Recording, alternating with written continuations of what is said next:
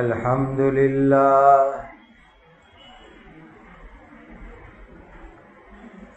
الحمد لله نحمده ونستعينه ونستغفره ونؤمن به ونتوكل عليه ونعوذ بالله من شرور أنفسنا ومن سيئات أعمالنا ونعوذ بالله من شرور أنفسنا ومن سيئات أعمالنا ونعوذ بالله من شرور أنفسنا ومن سيئات أعمالنا من يهده الله فلا مضل له ومن يضلله فلا هادي له وأشهد أن لا إله إلا الله وحده لا شريك له وأشهد أن سيدنا وشفيعنا ومولانا محمدا عبده ورسوله صلوات الله تبارك وتعالى عليه وعلى آله وأصحابه وذرياته وأهل بيته وأهل طاعته وبارك وسلم تسليما كثيرا أما بعد فأعوذ بالله من الشيطان الرجيم بسم الله الرحمن الرحيم وإلى ثمود أخاهم صالحا قال يا قوم اعبدوا الله ما لكم من إله غيره قد جاءتكم بينة من ربكم هذه ناقة الله لكم آية فذروها تأكل في أرض الله ولا تمسوها بسوء فيأخذكم عذاب أليم۔ یہ سورۃ الاعراف کی آیت نمبر 73 ہے۔ اللہ سبحانہ و تعالی کے پاک ارشاد کا خلاصہ ہے اور قوم سمود کی طرف ان کے بھائی صالح کو نبی بنا کر بھیجا۔ صالح علیہ السلام نے کہا، اے میری قوم، تم اللہ تعالی کی عبادت کرو، تمہارے لیے اس کے سوا کوئی معبود نہیں ہے۔ پکی بات یہ ہے کہ تمہارے رب کی طرف سے تمہارے پاس ایک روشن دلیل آ چکی ہے۔ یہ اللہ تعالی کی اونٹنی ہے جو تمہارے لیے ایک معجزہ بن کر آئی ہے، لہذا تم اس کو آزاد چھوڑ دو کہ وہ اللہ تعالیٰ کی زمین میں چرتی پھرے، اور تم اس کو تکلیف پہنچانے کے ارادے سے ہاتھ بھی مت لگانا، ورنہ تم کو دردناک عذاب آ کر کے پکڑ لے گا۔ وَاذْكُرُوا إِذْ جَعَلَكُمْ خُلَفَاءَ مِن بَعْدِ عَادٍ وَبَوَّأَكُمْ فِي الْأَرْضِ تَتَّخِذُونَ مِن سُهُولِهَا قُصُورًا وَتَنْحِتُونَ الْجِبَالَ بُيُوتًا فَاذْكُرُوا آلَاءَ اللَّهِ وَلَا تَعْثَوْا فِي الْأَرْضِ مُفْسِدِينَ۔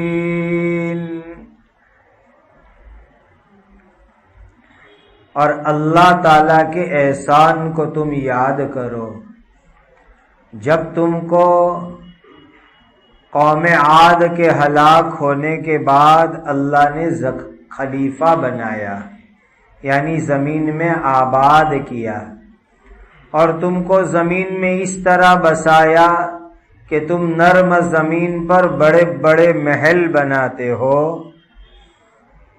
اور تم پہاڑوں کو کھود کر کر تراش کے ان میں گھر بناتے ہو، سو تم اللہ تعالیٰ کی ان نعمتوں کو یاد کرو اور تم زمین میں فساد مچاتے ہوئے مت پھرو۔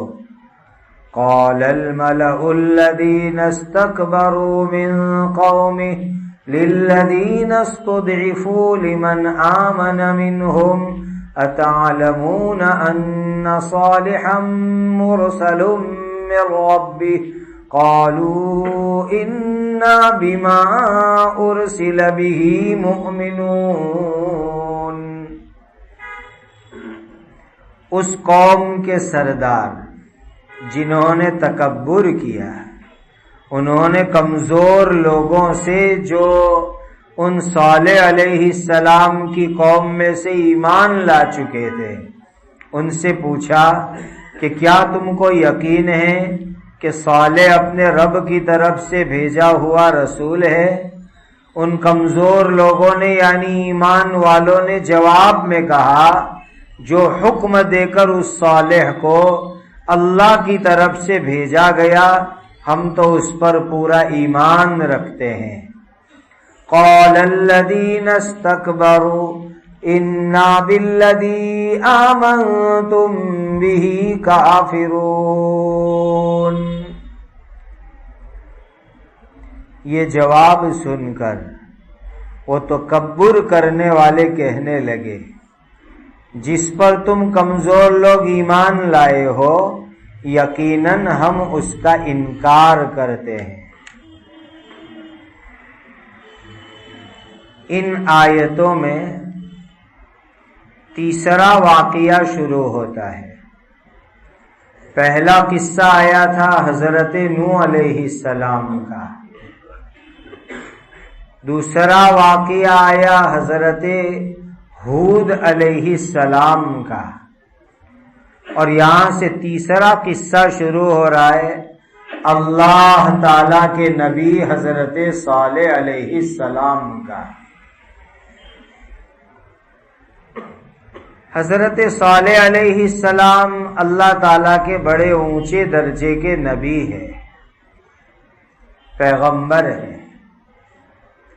قرآن میں تقریباً 25 پیغمبروں کے نام آئے ہیں، ان میں ایک حضرت صالح علیہ السلام بھی ہے۔ ان کا زمانہ کب ہے؟ تو حضرت نوح علیہ السلام کے بعد حضرت ہود علیہ السلام کا زمانہ آیا۔ ہود علیہ السلام کے انتقال کے بعد حضرت صالح علیہ السلام کا مبارک زمانہ آیا۔ گویا اندازاً آج سے تقریباً 4 سے 5 ہزار سال پہلے کا ان کا زمانہ ہے۔ حضرت صالح علیہ السلام کی قبر مبارک پیلسٹائن میں بتلاتے ہیں، جس کے اوپر اسرائیل کا قبضہ ہے۔ تیل اویو شہر جو ہے وہیں پر حضرت صالح علیہ السلام کی قبر مبارک ہے۔ ایک بڑا ٹاور جیسا ایک اونچا گنبد نما ایک عمارت ہے، وہیں حضرت صالح علیہ السلام کی قبر مبارک بتلاتے ہیں۔ الحمدللہ وہاں حاضری ہوئی ہے۔ ان کی قوم کو قوم سمود کہتے ہیں۔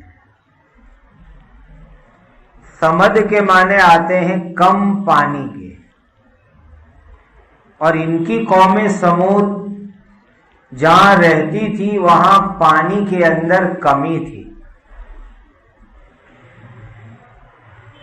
یہ قوم سمود، ان کا دوسرا نام ہے عاد ثانیہ، سیکنڈ عاد۔ یہ بھی بہت طاقت والی قوم تھی۔ یہ کہاں رہتے تھے؟ ہجر ایک جگہ کا نام ہے، علاقے کا نام ہے۔ ہجر نام کا ایریا اس وقت کے سعودیہ کی بارڈر میں آتا ہے۔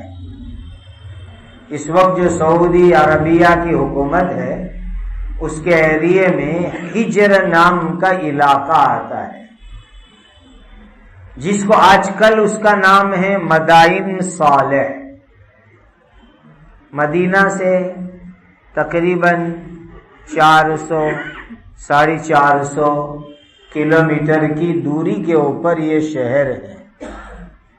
پرانا نام اس کا ہجر ہے اور اس وقت اس کو مدائن صالح کہا جاتا ہے۔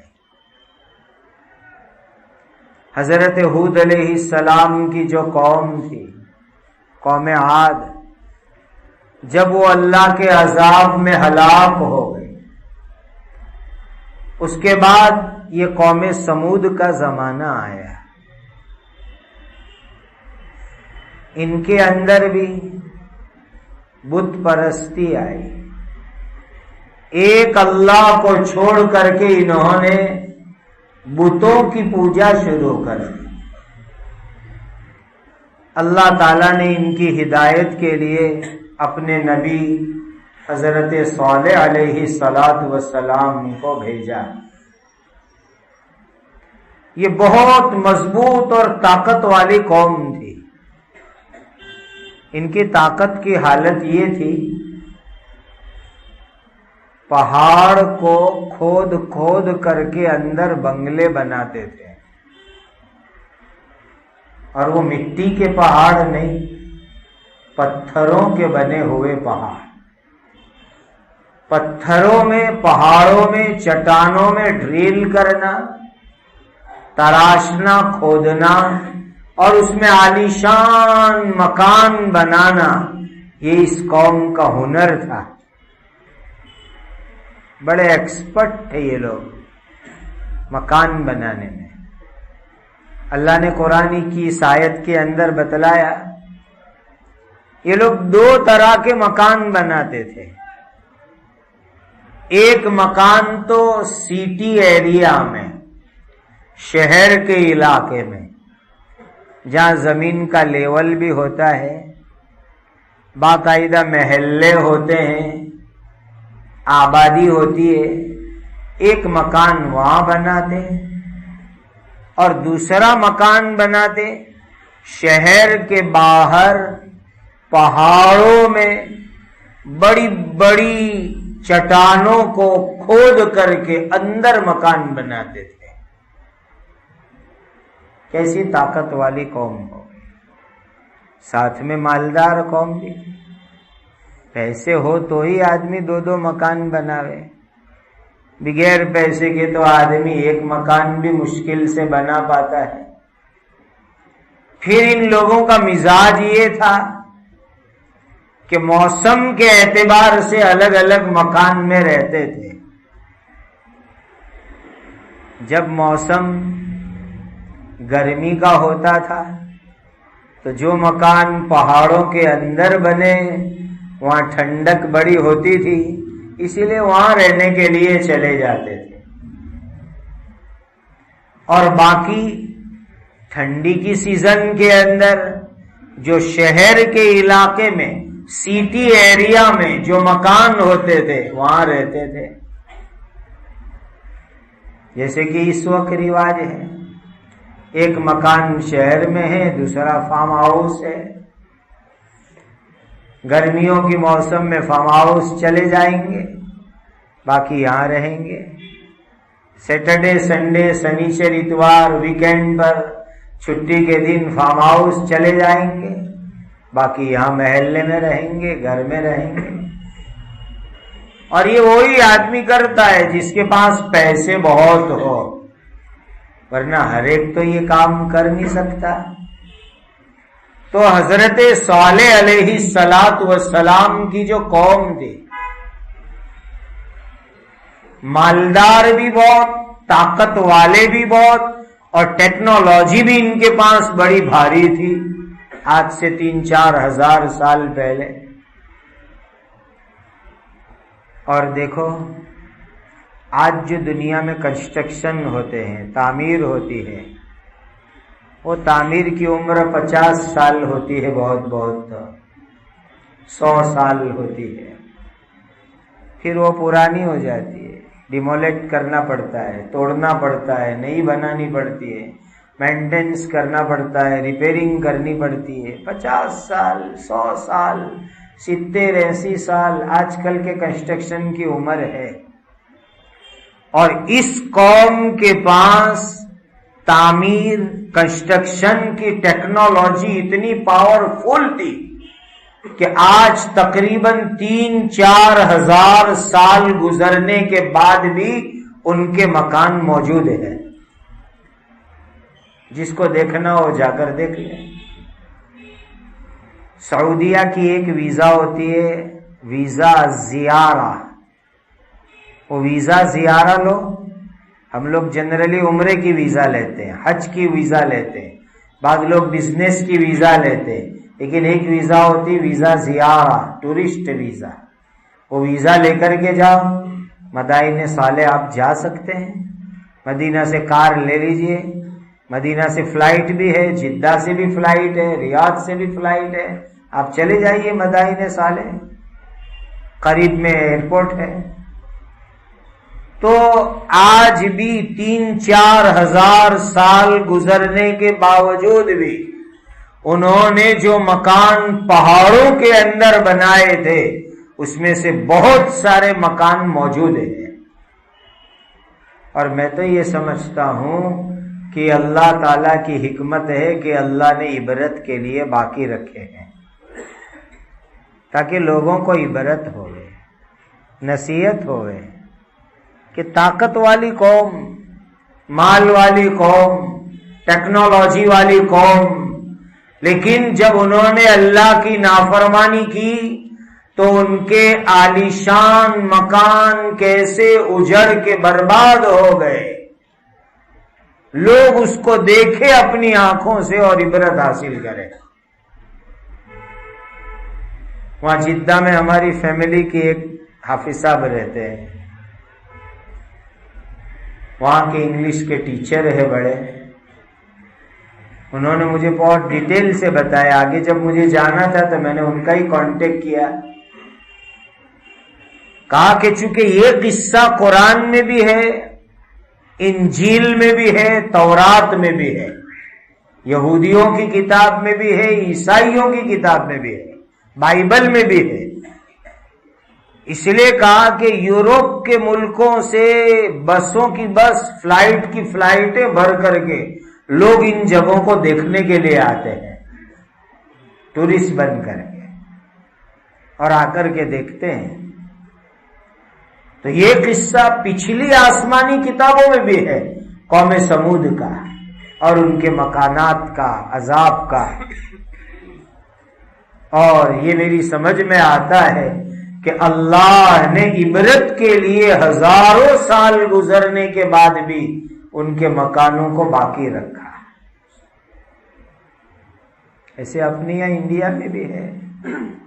اورنگ آباد کی طرف جاتے ہیں تو اجنتا ایلورا آتا ہے، دوسری بھی گفائیں آتی ہے، اس میں بھی بہت کچھ بنا ہوا ہے. تو یہ قوم سمود کو اللہ نے بڑی طاقت عطا فرمائی تھی. اللہ کے نبی حضرت صالح علیہ السلام ان کو سمجھا رہے، بھائیوں اللہ کی نعمت یاد کرو، خدا کا شکر ادا کرو، زمین میں کفر شرک کر کے فساد مت مچاؤ، گناہ کر کے زمین میں فساد مت مچاؤ، اللہ کی فرما برداری کرو، اللہ کی بات مانو، ایک اللہ کی عبادت کرنے والے بنو. سمجھایا حضرت صالح علیہ السلام نے. غریب لوگ ایمان لائے، غریب لوگ ایمان لائے، مالدار ایمان نہیں لائے. یہ قرآن میں بھی ہے، بخاری شریف کی حدیث میں بھی ہے. حضرت نوح علیہ السلام کے زمانے سے لے کر حضرت نبی کریم صلی اللہ علیہ وسلم تک دنیا کی ہسٹری رہی، تاریخ رہی، اتہاس رہا ہے کہ نبیوں کی دعوت پر سب سے پہلے غریب لوگ ایمان لائے، غریبوں کو پہلے ایمان کی توفیق ہوئی۔ حضرت صالح علیہ السلام جب سمجھانے گئے تو مالدار لوگ مال کے نشے میں چور، ان کو نبی کی دعوت دماغ میں نہیں اترتی، نبی کی بات کو انہوں نے نہیں مانا، غریبوں نے مانا، فقیروں نے مانا، اور حضرت صالح علیہ السلام پر سب سے پہلے غریب لوگ ایمان لائے۔ اب نبی ان کو سمجھا رہے ہیں، غریب لوگ ایمان لائے تو مالدار لوگوں نے غریبوں کو ڈانٹنا چالو کیا، لڑنا جھگڑنا شروع کیا۔ مالدار لوگ غریبوں کو کہتے ہیں تم کو یقین ہے کہ صالح اللہ کا نبی ہے؟ تم کیسے مانتے ہو کہ صالح اللہ کے نبی ہے؟ تو غریبوں نے سیدھا سادہ جواب دیا کہ ان کو اللہ نے جو چیز لے کے بھیجا ہے ہم تو ایمان لاتے ہیں، ہم دلیل ولیل کے چکر میں نہیں پڑتے۔ ایمان اسی طرح کا ہونا چاہیے، ایمان کو دین کو عقل سے جوڑنے کا نہیں کبھی، تو ہی آدمی کا ایمان سلامت رہے۔ جو آدمی ایمان اور دین کو عقل کے ساتھ کنیکٹ کرنے جاوے، جوڑنے جاوے، وہ آدمی جلدی گمراہی کے راستے پر جاتا ہے۔ لوگ کہتے ہیں نا کہ بھائی عقل سے سمجھاؤ جنت ہے، دلیل سے سمجھاؤ جہنم ہے، دلیل سے سمجھاؤ قبر کا عذاب ہے، دلیل سے سمجھاؤ کہ بھائی ایک اللہ کی عبادت کرنے کی، ایسی سب چیزیں شریعت کے مسئلوں کے بارے میں بھی لوگ عقل کی دلیلیں مانگتے ہیں۔ الحمدللہ ہم ہر چیز کی عقل سے دلیل دے سکتے ہیں، خدا کا شکر ہے، ہر چیز کی دلیل ہے، اس پر بڑی بڑی کتابیں لکھی گئی ہیں، اس کا نام ہی رکھا جاتا ہے اسلام کے احکام عقل کی نظر میں، اس ٹاپک پر کتابیں لکھی گئی ہیں۔ ہم ہر چیز کا عقل اور دنیا کی دلیل سے جواب دے سکتے ہیں، لیکن سیدھی سیدھی بات کہ عقل کے ساتھ جس نے ایمان اور دین کو جوڑنے کی کوشش کی وہ آدمی بھٹکنے کے چانس زیادہ رہتے ہیں۔ اس کی ریزن بتاؤ، وجہ بتلاؤں کیوں ایسا ہوتا ہے؟ انسان کی عقل اور سوچ چھوٹی، اللہ نے انسان کی عقل اور سوچ کو ایک لمٹ تک رکھا ہے، وہیں تک عقل جاتی ہے، سوچ جاتی ہے، اور شریعت اور دین جو ہے نا وہ تو اللہ تعالی کا بھیجا ہوا ہے، جن کی سمجھ، جن کا علم اور جن کی نالج کی کوئی لمٹ نہیں ہے۔ اب کوئی آدمی ایگزامپل لے لو کہ انڈیا کا اٹارنی جنرل آ جاوے، سب سے بڑا کوئی لائر، بیرسٹر، وکیل آ جاوے، اور آپ اس کو جو ہے سونپ دو کہ بھئی آپ کے یہاں یہ جھوپڑ پٹی کے اندر ایک غریب آدمی رہتا ہے، بیچارے کو سگنیچر تو کیا، انگوٹھا کون سا مارنا وہ بھی نہیں آتا ہے، ذرا ان کو سمجھاؤ کہ ہمارے دیش میں یہ قانون ہے وہ کیسے ہے، تو لائر کہے گا کہ تم پاگل ہو گئے، مجھے کہاں اس کے سامنے لائیں، میرے سامنے تو تم گجرات کے وکیلوں کو جمع کرو، میں ان کو اسپیچ دوں گا، اس کو میں کیسے سمجھاؤں؟ کیونکہ وہ اپنی عقل اور سمجھ اور ایکسپیرینس اور نالج کو بڑا سمجھتا ہے، اور اس کے ایکسپیرینس، نالج، تجربے کو چھوٹا سمجھتا ہے۔ انسان میں یہ ڈیفرنٹ ہے۔ تو یہ شریعت، یہ قانون، یہ قرآن اللہ کا بھیجا ہوا، ان کی حکمت، ان کا علم، ان کا نالج بہت بڑا، اور انسان کا علم، نالج، ایکسپیرینس لمیٹڈ، محدود، چھوٹا سا، تھوڑا سا۔ تو یہ چھوٹی عقل والا اتنی بڑی بات کو حقیقت میں سمجھ ہی نہیں سکتا. اسی لیے دین کے معاملے میں تو ایک ہی بات، قرآن میں ہے، حدیث میں ہے، عقل سے سمجھ میں آوے نہ آوے ہم مانتے ہیں. وہی آدمی ہدایت پر رہتا ہے کہ جو بات اللہ نے قرآن میں فرما دی، پیارے نبی صلی اللہ علیہ وسلم نے حدیث میں فرما دی، فائنل. آگے ہم کوئی آرگیومنٹ نہیں کریں گے، دلیل نہیں کریں گے، حجت بازی نہیں کریں گے. ہماری عقل سمجھ میں آوے، ایکسپٹ کرے نہ کرے، ہمیں کوئی ڈسکس نہیں. اسی انسان کا ایمان سلامت رہتا ہے. ورنہ جو بھی اس کو عقل اور سمجھ کے ساتھ جوڑنے گیا، اس کا ایمان خطرے کے اندر پڑ جاتا ہے. بہت اس کو سنبھلنا پڑتا ہے. ایک فلسفر ہے، بہت بڑے تفسیر لکھنے والے عالم، امام رازی رحمت اللہ علیہ، بہت زبردست فلسفر ہے، بڑا نالج، بڑا علم. انہوں نے قرآن کی تفسیر اتنی بڑی لکھی ہے، ہزاروں پیج کے اندر. ان کے انتقال کا وقت قریب آیا ہے. آخری گھڑی میں شیطان سامنے آتا ہے، محنت کرتا ہے انسان پر کہ وہ نعوذ باللہ نعوذ باللہ نعوذ باللہ گمراہ ہو جاوے اور ایمان کے بغیر دنیا سے جاوے. شیطان کوشش کرتا ہے. یہاں علی پور میں ہمارے ایک دوست ہے قاری ذاکر صاحب، اس وقت انگلینڈ میں رہتے ہیں، بلیک بن دارالعلوم میں قرات پڑھاتے ہیں.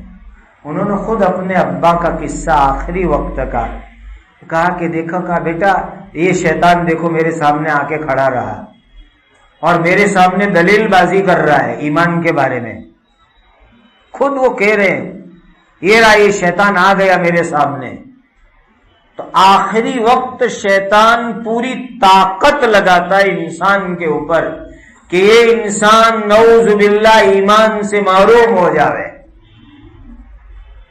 تو اتنے بڑے عالم، اتنے بڑے قرآن کی تفسیر لکھنے والے فلسفر، آج سے 600-700 سال پہلے کے، ان کے پاس شیطان آئے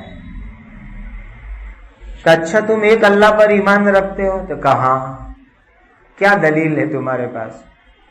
انہوں نے عقل سے دلیل دی. تو شیطان وہ بڑا عالم ہے، اس نے ان کی دلیل توڑ ڈالی. جیسے کورٹ میں کراس دلیل ہوتی ہے نا، فریادی کا وکیل ہے، ادھر کا وکیل ہے، دونوں میں کراس دلیل چلتی ہے. تو وہاں جو ہے شیطان اور امام رازی کے بیچ میں دلیل چلی. انہوں نے ایک دلیل دی، شیطان نے توڑی، دوسری دی، توڑی، تیسری.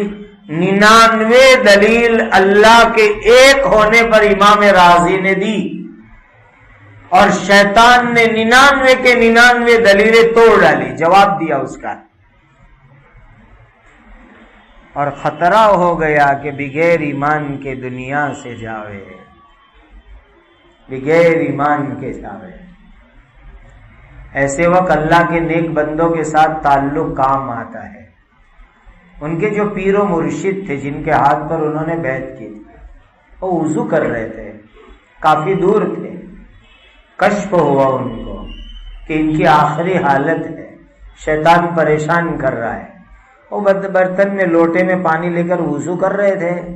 انہوں نے وہ وضو کا لوٹا یوں کر کے ہوا میں پھینکا اور کہا رازی اس ملعون شیطان کو کہو میں اپنے اللہ کو ایک مانتا ہوں، بغیر دلیل کے ایک مانتا ہوں.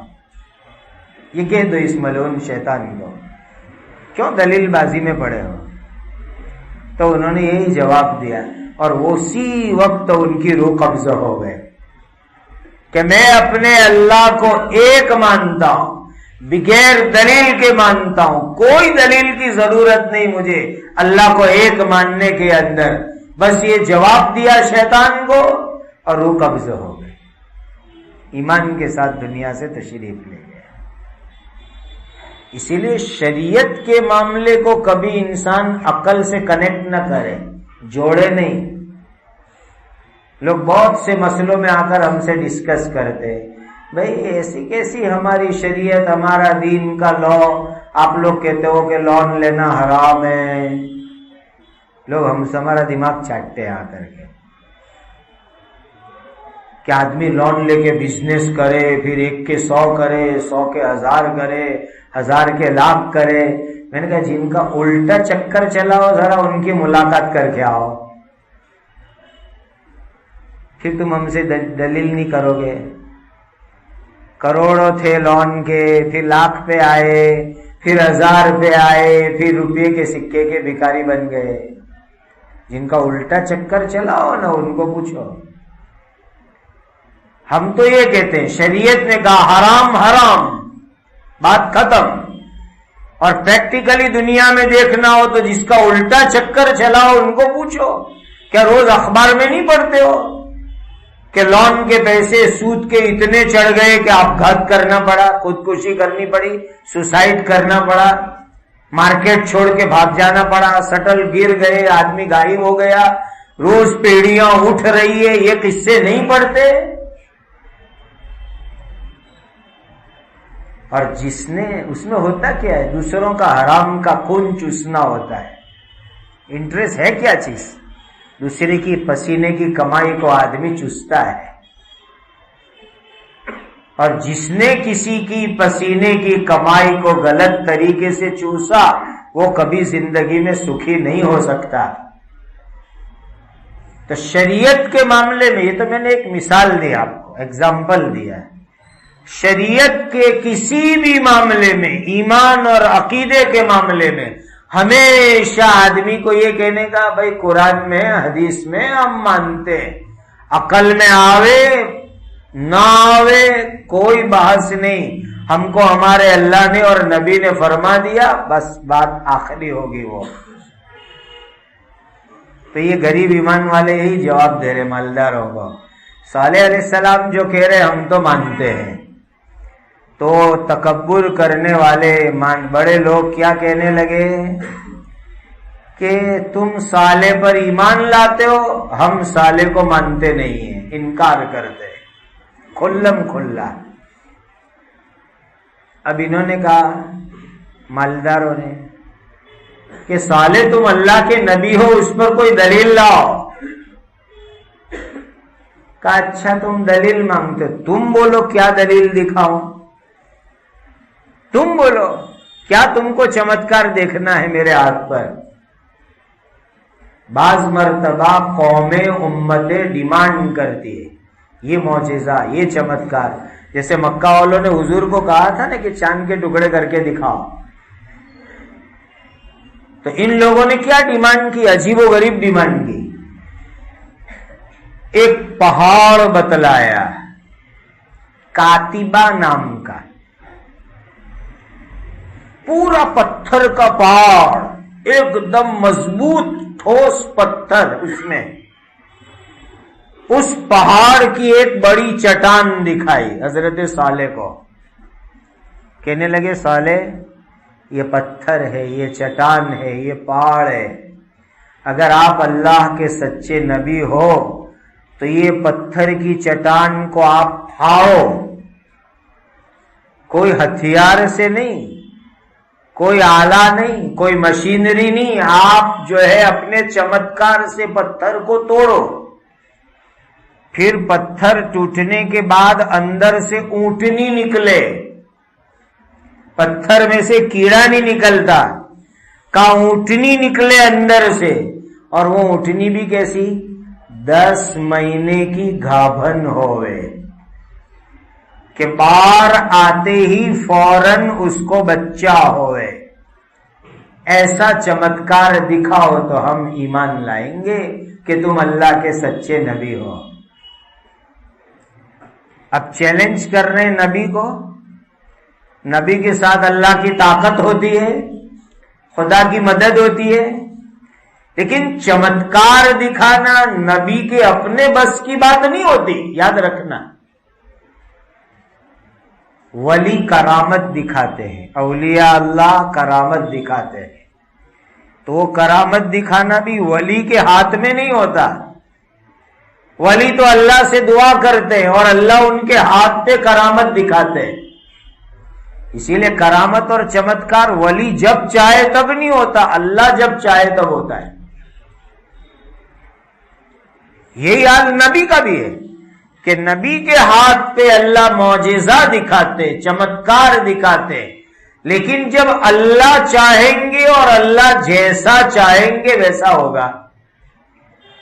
تو حضرت صالح علیہ السلام نے کہا تم پرومس کرو، وعدہ کرو ایمان لاؤ گے، میں چمتکار دکھاؤں تو؟ کہا ہم بالکل ایمان لائیں گے.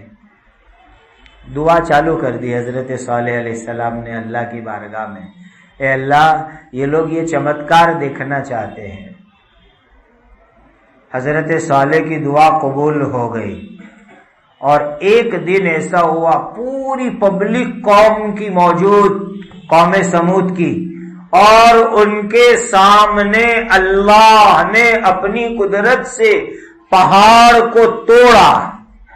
اچانک پہاڑ پھٹا، چٹان پھٹی اور اندر سے ایک اونٹنی آئی. اور وہ اونٹنی بھی کیسی اونٹنی؟ جنرلی جو اونٹنی تھی وہاں پر اس سے بہت زیادہ بڑی اونٹنی، لمبی، اونچی، تازی، بھری ہوئی. جنرل جو اونٹ ہوتے اس سے ڈبل تریبل نہیں، تقریباً 10 گنا بڑی اونٹنی آئی. اور وہی 10 مہینے کی گابن، اور آتے اس نے بچہ بھی جنا.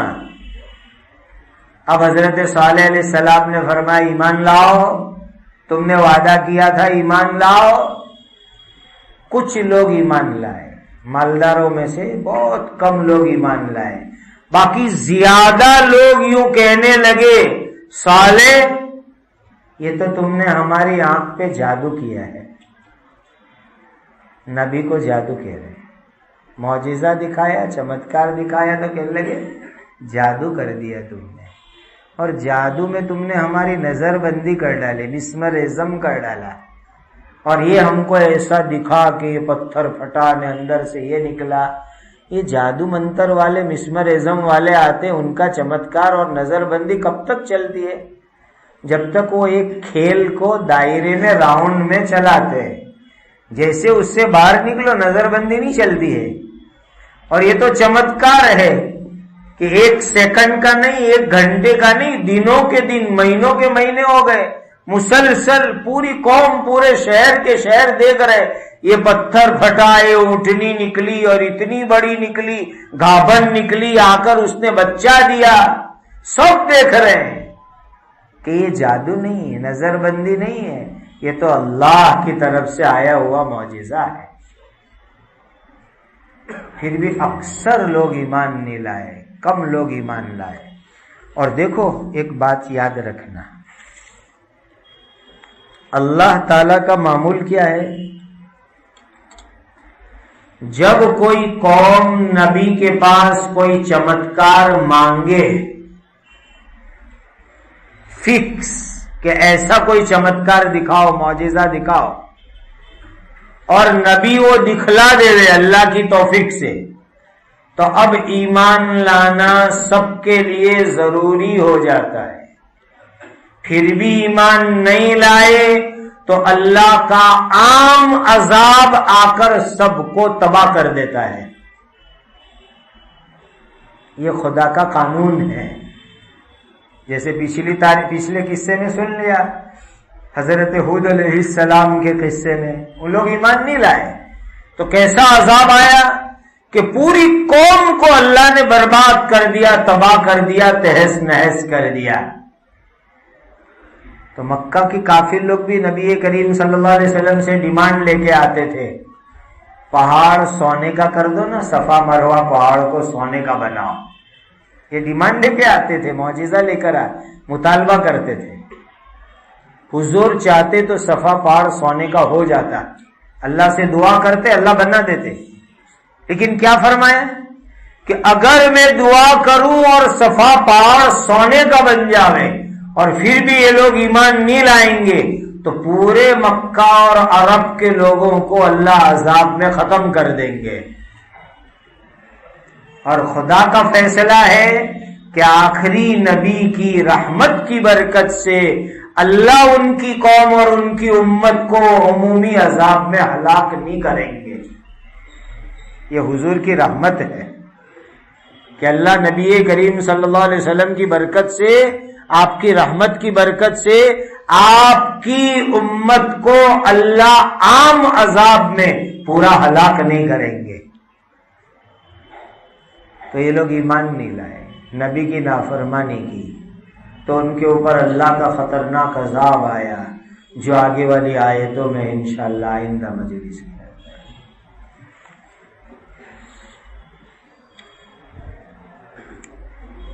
بھئی آج ہمارے پڑوسی اور ہمارے نورانی مکاتب کے آرگنائزر مولانا حافظ یوسف صاحب آسنا والے بھانا، ان کی نانی کا انتقال ہو گیا۔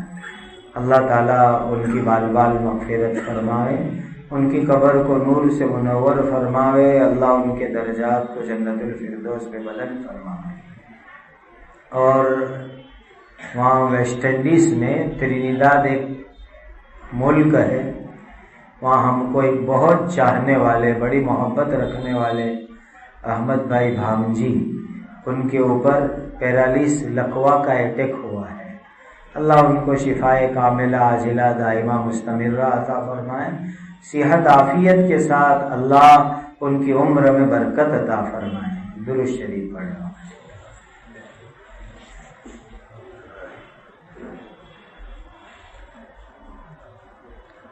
الحمدللہ رب العالمین، سبحان اللہ وبحمدہ، سبحان اللہ العظیم۔ اللہم صل علی سیدنا محمد وعلی آل سیدنا محمد کما تحب وترضى عدد ما تحب وترضى۔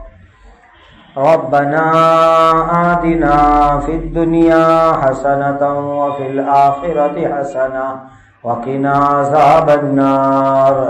ربنا هب لنا من ازواجنا وذرياتنا قرة اعین واجعلنا للمتقین اماما یا ذا الجلال والاکرام۔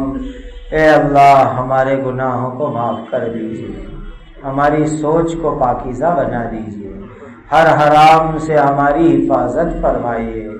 اے اللہ ہمیں گمراہی سے بچا کر کے رکھیے، ہمیشہ آپ کی رضا، آپ کی محبت والی زندگی ہمیں نصیب فرمائیے۔